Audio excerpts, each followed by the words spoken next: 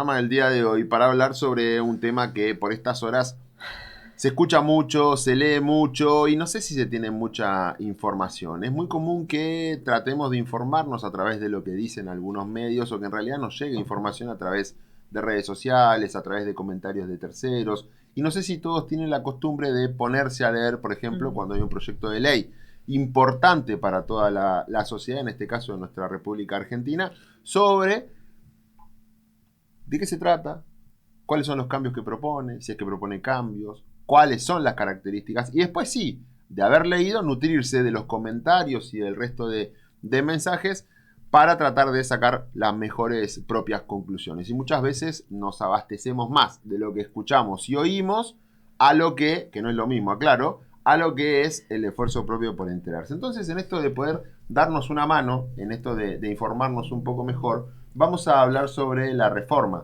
a la ley laboral. Lo vamos a decir de esta manera, por más que lleva otro nombre, para ir poniéndonos en situación. Y por eso vamos a presentar a quien nos acompaña en el día de hoy, que es el doctor Luis María de la Rosa, quien sabemos que ha estado trabajando mucho al respecto, incluso leyendo mucho en las últimas horas, para poder traernos los ejemplos más claros sobre en qué consiste esta modificación a esta importante ley que tiene que ver con el trabajo, sí, y con muchas relaciones que a través del trabajo se dan en la propuesta del gobierno nacional o del Ejecutivo Nacional para nuestro país. Lo importante de esto es saber el impacto y también las perspectivas para esta reforma laboral, ¿no? Exactamente. ¿Cómo le va, doctor de la Rosa? ¿Todo bien? ¿Cómo le Bien, va? ustedes, buen día a ustedes y a toda la audiencia. Bueno, primeramente, gusto de verlo bien, recuperado. Sabemos que ha atravesado una situación compleja de salud y la verdad que es un gusto verlo nuevamente en carrera. Bueno, y esta es una buena ocasión para que nos encontremos y estamos muy agradecidos de que haya venido para nuestros estudios.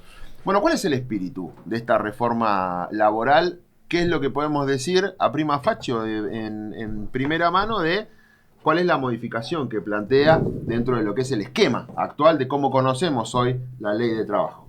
Claro, básicamente esta reforma laboral tiene como nombre Ley de Modernización Laboral. Exacto. Sí. Más allá de su nombre, es una ley que no solo trata la temática laboral, sino vuelve a ser, como el decreto de necesidad de urgencia 70 del 2023 y las posteriores leyes del gobierno actual, una ley ómnibus, o sea que trata bastantes materias. También trata cuestiones fiscales, cuestiones de riesgos del trabajo, muy tangencialmente, pero sí es cierto que en su primera parte y en gran parte del proyecto aborda la temática laboral, con una visión compartida por pocos especialistas en derechos laborales, entre ellos el doctor de Diego, que según tengo entendido es uno de los artífices de esta reforma, que creen en la desaparición del derecho laboral.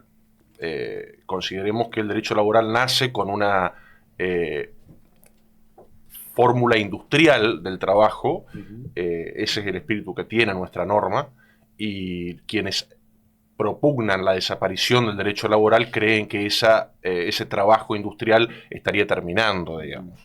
Entonces, en aras de eso se realiza el proyecto y tiene ese espíritu, digamos, con puntos esenciales, como es, por ejemplo, la culminación de la ultraactividad de los convenios colectivos. ¿Esto qué significa?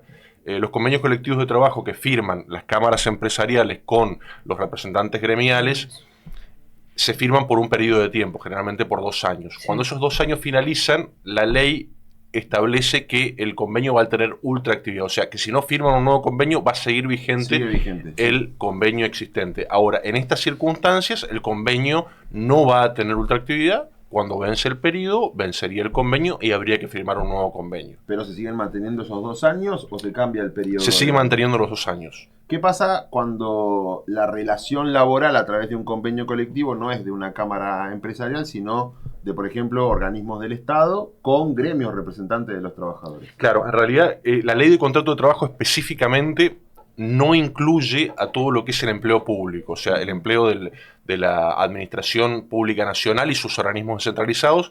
Inclusive este proyecto de ley dirime una vieja discusión que existía entre los juzgados o la Justicia Nacional del Trabajo y las cámaras contenciosos administrativos, que dirimían la competencia de quién entendía en el empleo público. Esta ley lo que hace es dirimir ese conflicto y establecer que son es el fuero contencioso administrativo. Contencioso administrativo es el fuero que entiende las divergencias entre el Estado y los particulares. O sea, en este caso, cuando el Estado tenga un particular que trabaja en el Estado, desempeña actividades para el Estado, tenga una divergencia con el Estado, va a tener que reclamar, en el ámbito nacional estamos hablando, en el fuero contencioso administrativo. Y desde la mirada jurídica, doctor, ¿cuáles son a su criterio los puntos más sensibles o lo que deben de generar el real debate? Básicamente, podríamos separarlo en dos criterios. Un criterio de la relación individual de trabajo y otro criterio de la relación colectiva. En la relación individual, las novedades que trae el proyecto, sin hacer una adjetivación de sus características, es, en primer lugar, las indemnizaciones. Recordemos que el decreto ley y posteriormente las leyes ómnibus de este gobierno establecieron una posibilidad de establecer como un fondo de cese laboral, como el que establece el sistema de la construcción. O sea, durante la relación laboral, el empleador va aportando una cierta cantidad de dinero, un porcentaje de la remuneración, para establecer lo que luego es la indemnización del trabajador. Se estableció como posibilidad para los empleadores. Ningún empleador lo adaptó porque consideró que era un costo bastante grande. ¿Qué hace este proyecto? Lo hace obligatorio a este fondo de cese laboral, que lo denomina Fondo de Asistencia Laboral, y agrega una reducción del 3% en las contribuciones patronales para la seguridad social. O sea, que estaría financiando este fondo de cese por vía indirecta los aportes a la seguridad social. O sea, el ANSES es quien estaría financiando este fondo. Vamos a seguir llamándolo fondo de cese laboral porque es eso, claro, un fondo de desocupación. O sea que, culminada la relación laboral, de ese fondo se abonaría el trabajador. O sea, en este caso sería el trabajador, o en este caso el ANSES, quien estaría financiando. Y en este caso también tendríamos que ver que se estaría desfinanciando el ANSES. O sea, hay un 3% que el ANSES no recibiría de lo que son las contribuciones. Las contribuciones patronales en el ANSES son el 20,4% para las grandes empresas y un 18% para las pequeñas y medianas. O sea que estarían pagando el 15 y el 17,4%. Claro. Quiero hacer una aclaración porque escucho mucho y se mezcla mucho entre lo que son los rumores de pasillo social. Cuando hablamos de esta reforma, entonces corremos la administración pública. Cuando se habla de peligra la relación de los gremios con el gobierno o con las patronales, no estamos hablando de administraciones públicas provinciales, nacionales. No, en realidad la ley de contrato de trabajo solamente supletoriamente se ha aplicado al empleo público. El empleo público tiene otras características, de hecho tiene lo que se llama la estabilidad propia. El empleado público no puede ser, cuando ha adquirido la estabilidad propia, no puede ser despedido salvo por justa causa, lo que no pasa en el empleo privado. O sea, la ley de contrato de trabajo siempre se ha aplicado al empleo privado. El empleo público tiene otras características, otra normativa y otras regulaciones. Sí es cierto que tiene algunas semejanzas, por ejemplo, en la negociación colectiva entre los gremios y el Estado, es muy similar a la de los trabajadores con los empleadores particulares. Sí, lo que incluiría sería esta diferencia en cuanto a lo que sucede con los convenios colectivos de trabajo y este tiempo después de aquellos 2 primeros años de firmado. Hablando del impacto de esta reforma en las condiciones de contratación, entonces. Bueno, una es esta de la indemnización, otra tiene que ver con las vacaciones y con la creación de un banco de horas. Las vacaciones ahora se podrán fraccionar, o sea, en periodos de 7 días durante todo el año, y cada 3 años se tiene la obligación el empleador de darle al trabajador una vacación en periodo verano, o sea, en el periodo de verano. O sea, que es el trabajador quien decide cuándo el trabajador se va a tomar sus vacaciones. Y en segundo lugar, en la posibilidad de que para el empleador desaparezcan las horas extras, estableciendo como un banco de horas, que va a significar que cuando excedan las horas limitadas por día, que son 8 horas diarias, pueda compensar con otras horas en algún otro día de la semana. Eso no cambia lo de las 8 horas por día, ¿no? En realidad, se habló mucho de ese tema. Claro, va a poder trabajar más de 8 horas por día, pero no se le van a pagar esas días como horas extras. Recordemos que la ley de contrato de trabajo vigente establece que por encima de esas 8 horas, o sea, en realidad por encima de las 9, se paga el doble o 1,5, o sea, o una vez y media la hora normal. O sea, esa es la hora extra. Hoy en día ese pago no se va a pagar diferente. El proyecto de ley establece que no se va a pagar en forma diferencial, sino que se va a compensar con horas. Por eso se va a establecer un banco de horas de trabajo. ¿Y esa compensación va a ser 1-1 o también va a tener un Va a ser beneficio? 1-1. Por lo tanto, si usted trabaja 3 horas extra, va a tener 3 horas que suma para restarle al otro día algún motivo que usted quiera tomarse. En lo personal y con el análisis que ha hecho profundamente sobre esta modificación, ¿se puede establecer de que beneficia, por ejemplo, a los empleadores y perjudica a los trabajadores? ¿Existe esta cuestión también dentro de lo que es la letra del proyecto?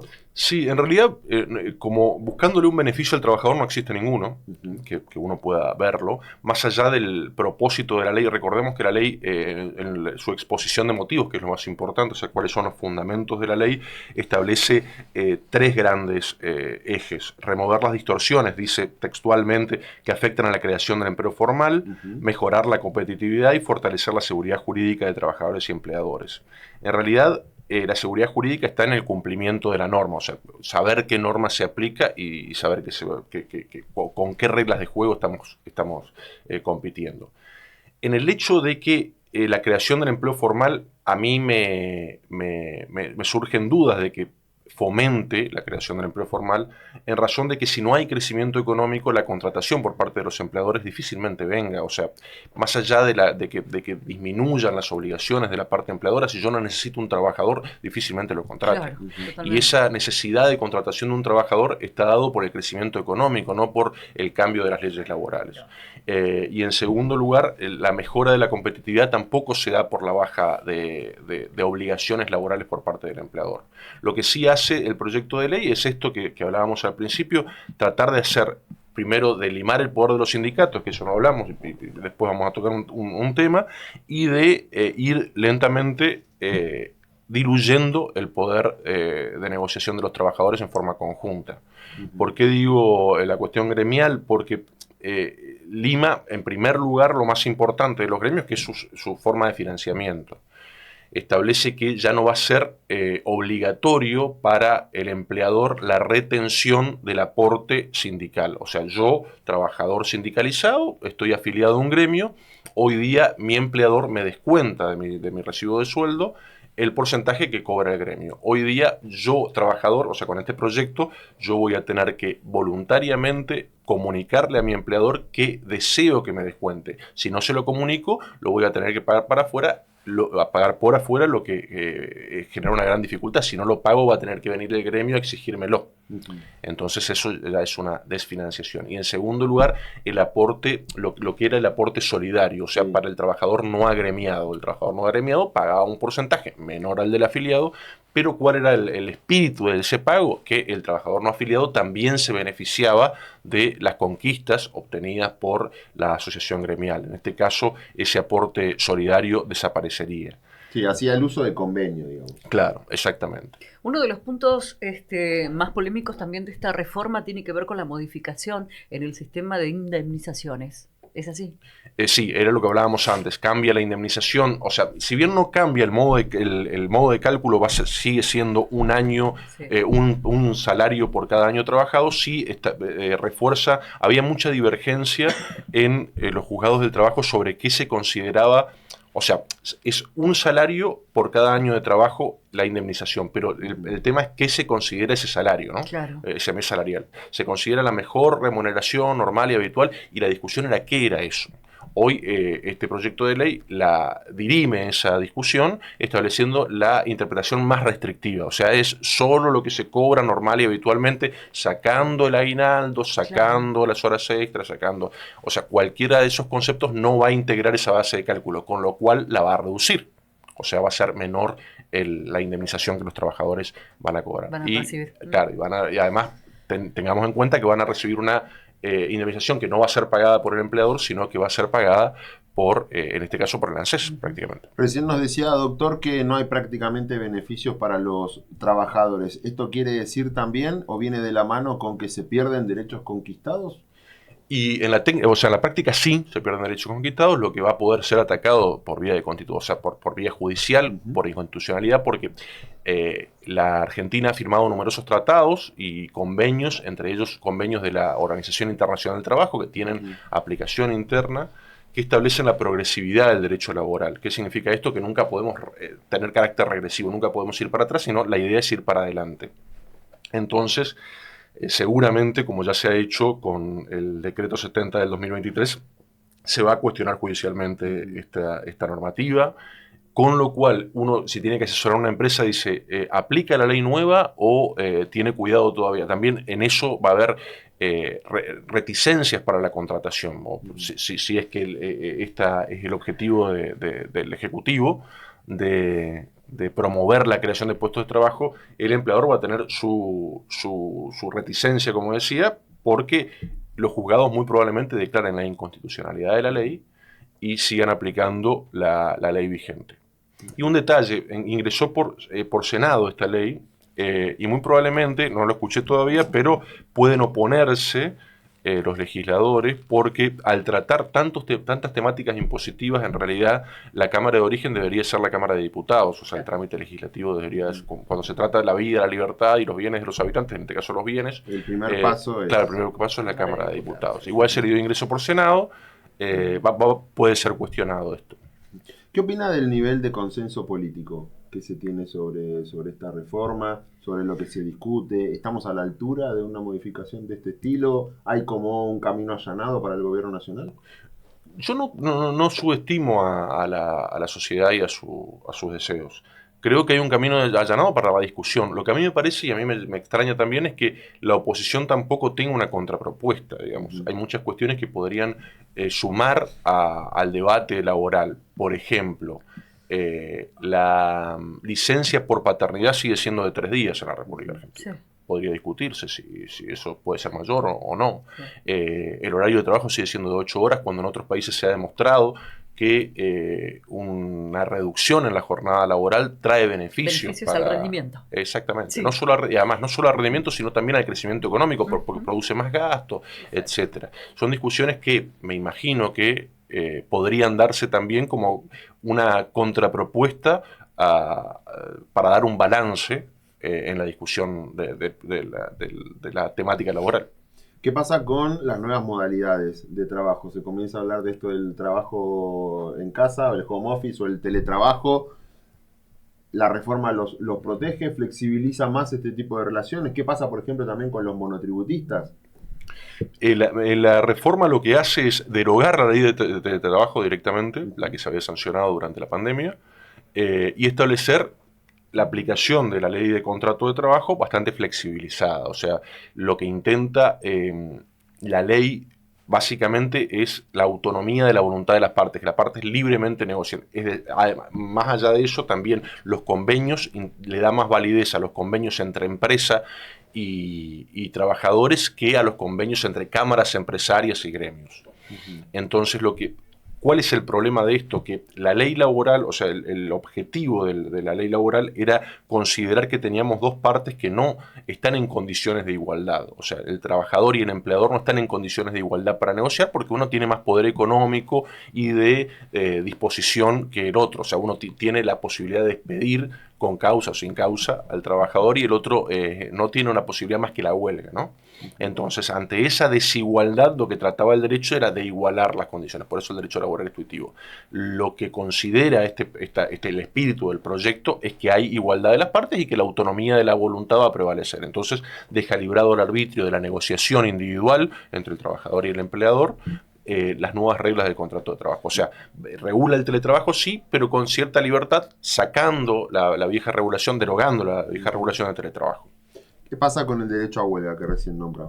El derecho a huelga lo limita bastante en el siguiente sentido. Establece que se considerarán faltas graves, o sea, dignas de despido con causa, la toma de un establecimiento o el corte de ingreso al mismo, o la limitación de que los trabajadores que en el caso de una huelga declarada quieran presentarse a cumplir tareas, sean impedidos por la asociación gremial o por algunos trabajadores. Y en segundo lugar, amplía lo que son los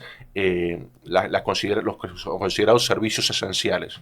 ¿Qué son los servicios esenciales? Algunos que, si bien pueden hacer huelga, tienen que tener un cumplimiento mínimo de tareas, ¿no? Como es, qué sé yo, la seguridad, la salud, etcétera. Hoy lo amplían a la educación, al transporte aéreo, al transporte terrestre, al transporte marítimo, y amplía la cantidad de personas que tienen que hacer esa guardia mínima al 75% en lo que son los servicios esenciales y en un 50% a las actividades que considera de interés. O sea que prácticamente, imagínense un servicio esencial con el 75% de prestación, casi no se nota la huelga.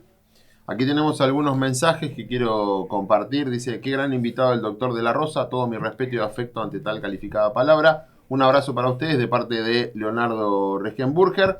Me dice por aquí un vecino, hola, buen día, quería preguntar, si desaparece quienes de alguna manera intermedian ante el abuso de los empleadores hacia el trabajador, ¿quién defiende, a los trabajadores? Es muy lindo leerlo, pero llevarlo a la práctica lo vemos difícil. Sí, en realidad, ¿quién defiende a los trabajadores? Sí, van a seguir existiendo las entidades gremiales. Decimos, van a ser heridas en la línea de flotación, debajo de la línea de flotación. ¿Por qué? Porque ataca lo más sensible, que es su financiamiento, pero además va a existir la justicia del trabajo, que es quien tiene la facultad de proteger a los trabajadores y, como decíamos hoy, tiene la posibilidad de declarar la inconstitucionalidad de la reforma.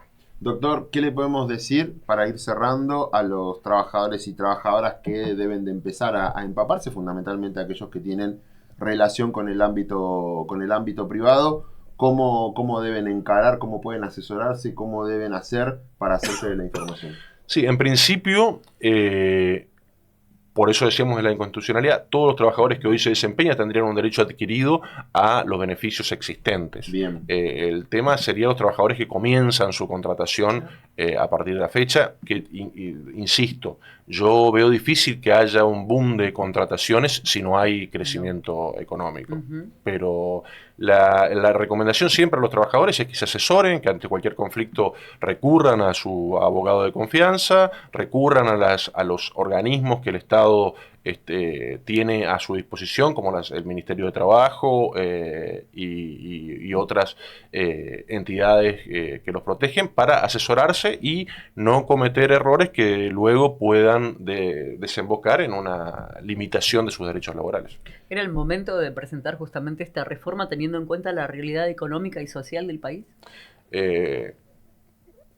Creo que en realidad el resultado de la elección nacional legislativa del actual gobierno nacional le dio el ímpetu para presentar este proyecto, que era un proyecto que largamente, es más, en varios puntos reproduce lo que recordemos que el decreto ley 70 del 2023 tenía varias de estos proyectos, pero fue declarado inconstitucional por la Justicia Nacional del Trabajo ante un pedido de la Confederación General del Trabajo. Sí. Hoy sigue vigente todavía esa medida cautelar con carácter, o sea, para todos los habitantes, por eso no se aplica, pero en realidad refuerza y reinventa ese proyecto agregándole algunas cuestiones, pero básicamente es el mismo. Muchas gracias, doctor. La verdad que ha sido una charla veloz pero intensa sobre este panorama que obviamente es un primer paso. Habrá luego que poder ir profundizando para ir tomando letra de lo que verdaderamente tiene que ver con esta reforma, con esta propuesta de modernización que obviamente esperemos en próximos encuentros, si así se puede desarrollar, si Dios así lo permite, de seguir dando información para tener otra mirada un poco más acabada de lo que verdaderamente se contempla con este trabajo que ahora tendrá cada uno de los representantes que tenemos en el Congreso de la Nación. Gracias por venir. Gracias a ustedes. Un gusto. El doctor Luis María de la Rosa hablando con nosotros, contándonos detalles. Él es abogado desde el punto de vista jurídico, analizando la letra fría de esta reforma para que todos tengamos más información y para que inclusive al momento de discutir entre pares o entre trabajadores y trabajadoras y al momento de escuchar y leer información, tengamos también este tamiz que nos permita no solamente alimentar nuestras conclusiones, sino saber si hay alguna que otra intención, a favor o en contra de esta reforma, y obviamente también para que demandemos al oficialismo y a la oposición de que trabajen siempre pensando en el beneficio de las y los trabajadores.